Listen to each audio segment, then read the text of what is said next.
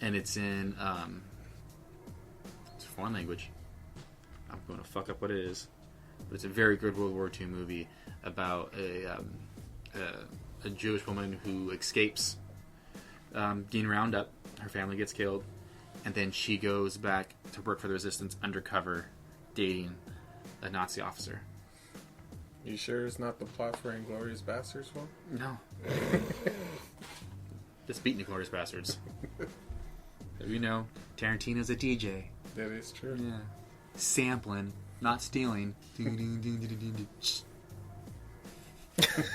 But nobody's safe. It's on Amazon Prime. Safe, yeah.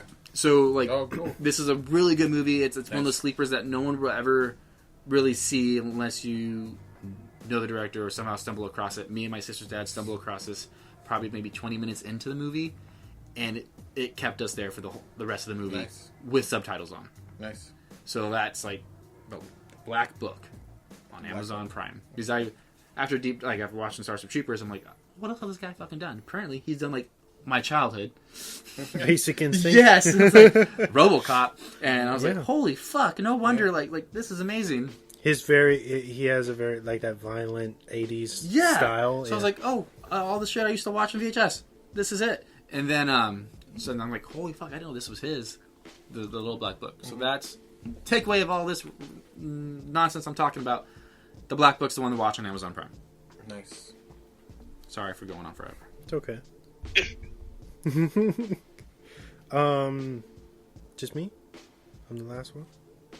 Just you. Did you? I just have I have two.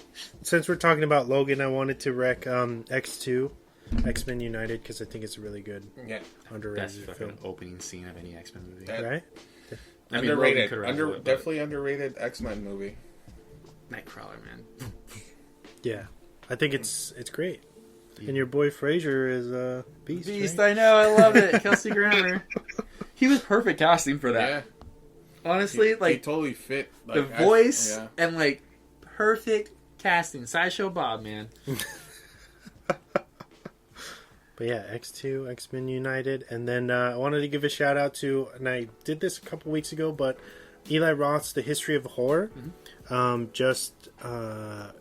Just their season finale, only 6 episodes. And this last one they talk about, was it Midsummer and Cannibal Holocaust, like really like fucked up, like disturbing movies, like this guy always talks about. Disturbing movies. Yeah. And they even flash a little warning, like, we're going to show a lot of really fucked up stuff in this episode, so don't watch if you have a weak stomach. But yeah, that series as a whole is really fun, especially if you don't know too much about like the subgenres of horror. A lot of information to take in, and if you are a fan, you'll learn a few things here or there. Lots of producers, actors, everybody involved in that genre, including Tarantino interviews. Yeah. They have an uncut podcast where you can listen to all those interviews that they do for the show, which has obviously been cut and chopped to be clean for AMC. You can listen to the podcast, like the uncut conversations between different directors and actors and producers on the, I think, the podcast channel for History of Horror, which is very interesting if you're into that, and kind of see, different perspectives on different movies. History of Horror. Very fun stuff. It just ended. And that'll do it for the Rex, I think, for this week. So, the main focus, moving on to the main focus. We don't have our usual cues tonight, so it's really odd. For me, at least. I can actually still hear him. It's weird. Yeah, After right? you say it, I can still hear, like, it's like now in my head. Embedded in you. Like, you're just like... Like for the news, I heard it. I fucking heard it. Alright, so the main focus, we're talking about Logan tonight. It's from 2017, if you can believe that. It's a drama. It runs at 2 hours and 21 minutes. It's rated R. It's got a crisp 93 on Rotten, directed by James Mangold, who's done things like Copland and Walk the Line. A bunch of solid work. Did Wolverine, right? Yes, he did. Written by Scott Frank, Matt Green, and James Mangold himself. Mangold actually did the treatment for this story. Got the story by credit. Mm-hmm. Credit. Starring Daphne King, Patrick Stewart, Hugh Jackman, Boyd Holbrook, Stephen Merchant, and Richard E. Grant. For the synopsis I wrote, in the year 2029, we find our Wolverine hiding out and withering away as he struggles to keep himself and longtime friends Xavier and Caliban afloat, when his life and plans are quickly interrupted by a young mutant named Laura and her quest to escape the scientists and Reavers who created her. Nice. Fans of the X-Men franchise had been longing for a proper live-action outing for Logan since Hugh Jackman's debut in 2000. Although 2013's The Wolverine came very close to filling that void, it ultimately unraveled within the final act. That's just my personal opinion. Which brings us to Logan, the closer to the Wolverine trilogy as we know it today. Its inception happened in 2013 when director James Mangold pitched his idea of a more intimate, character-driven film, using both Clint Eastwood's Unforgiven and Darren Aronofsky's The Wrestler as a huge inspiration. And The Last of Us. Is that true? No, I'm just saying, like, this is the story. It's like just The Last of Us. Production began in 2016 and mainly kept its shooting confined to Mississippi, New Mexico, and Louisiana. The film was then released here in the States on March 3rd, 2017, and was met with overwhelmingly critical and financial acclaim, becoming the first superhero film to ever be nominated for an Academy Award for screenwriting and grossing over $619 million at the box office. Overall, Logan triumphs in multiple ways, successfully creating a neo-Western adult story narrative and proving that comic book movies can be ultra-violent, dark, and grounded, and still be highly successful. Everything from Marco Beltrami's score to John Matheson's breathtaking cinematography, or of course the heartbreaking performances of Keane, Jackman, and Sir Patrick Stewart. The film constantly takes risks and feels unpredictable. With its increasingly intense choreography and equally brutal dialogue, the story manages to drag you through tons of rampant emotions. A fitting last ride of redemption, legacy, and love. Thank you. Nice. Nice. So James, besides the obvious, why did you choose this film to talk about this week? And thanks for picking it. Well, yeah, thank you. I'm glad we got to do it. So the reason I think I picked Logan was just I thought it was definitely a cool way to end his basically his story. I mean, in the beginning, you get to see like a very like just down on his luck Logan, and it's not the Logan that we're used to seeing in so many X-Men movies where he's kind of, I mean, yeah, he's always kind of glass half empty type of guy, but this is like the glass is completely empty and it's broken. Yeah, I get it. Broken, taped back together, water's leaking. Yeah, using gum to plug up the holes.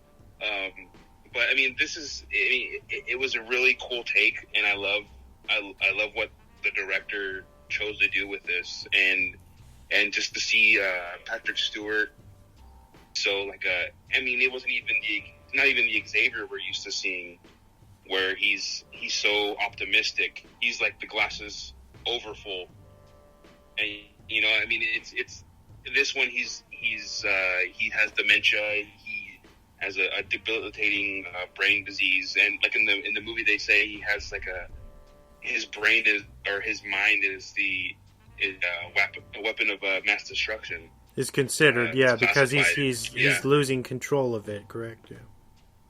Yeah, and I just how you get to see like his wounds aren't healing anymore, and he's limping, which we're not used to seeing, and he looks old, and then it's like the Old Man Logan comic book where he's just it's painful to watch, but you can't turn away because you want to continue the story and want to see where it goes. And then you kind of get that redemption towards the end, which we'll talk about later. But I like how he is kind of he just doesn't give a shit about the world anymore. The world is not his problem. He's not an X-Men. Like he tells Charles, the X-Men are gone. They're not here anymore. You know, they're all dead. And there hasn't been a mutant born in the last 20 years or so. And then later on we find out why. That's because also. But I don't know. I really enjoyed this movie, this take on Wolverine / Logan, and just to see this different kind of Logan that we weren't so used to seeing. Nice. Oh, so I mean that's it. I guess. What did you guys think of it? Oh, it's a fantastic film. This was the second rated R superhero movie. I mean, if you don't count Watchmen, but for Marvel under Fox, Deadpool broke the seal. Obviously, this was in development and working out before that. So they killed it being the second one up. You kind of had to in that sense, or else you're going to be a Suicide Squad chasing it. My biggest pet peeve from it, it's a good pet peeve, is what the director doesn't show you. He's the biggest cock tease in Wolverine history. In the Wolverine, the one he did, the first one before this, he showed us the costume in a suitcase. You didn't get to fucking see him in it.